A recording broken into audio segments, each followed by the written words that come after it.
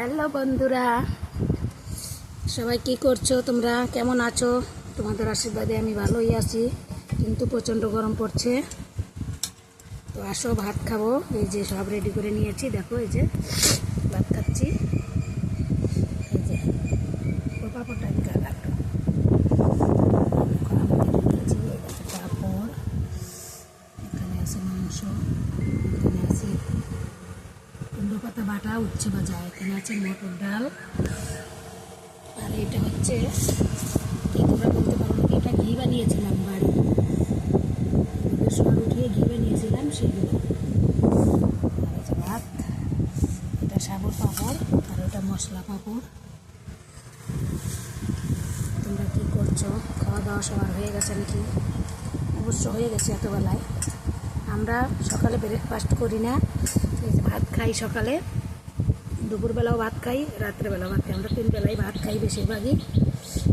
রুটি তো খেতে পারি না, রুটিতে আমার গমে অ্যালার্জি, ভাতই খাই। তো তোমরা সবাই কে কে খাবে আমার সঙ্গে চলে এসো। আর এভাবে তোমরা কুমড়ো পাতা বেটে একদিন খেয়ে দেখবে, দারুণ টেস্ট হয়, দারুণ, অসাধারণ। খেয়ে দেখবে, চচ্চড়া ভাত দিয়ে এগুলো দিয়ে মাখিয়ে খেলে না হেভি টেস্ট হয়, অনেক টেস্টি খাবার। একদিন খেয়ে দেখো। আমি উচ্ছে ভাজা খাচ্ছি, দেখো বাটাটা, হ্যাঁ, সুন্দর করে বাটতে হবে। যে দেখো, খেতে অসাধারণ টেস্ট। তোমরা এর মধ্যে মনে যদি করো কালি জিরেও দিতে পারো, কিন্তু কালি জিরে আমি দেইনি। কেন?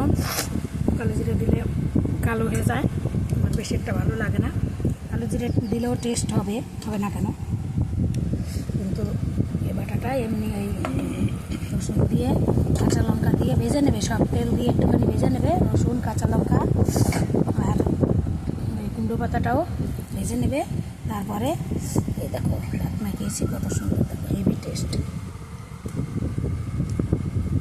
একদিন খেয়ে দেখো। তো বন্ধুরা, টাটা, আবার দেখা হবে।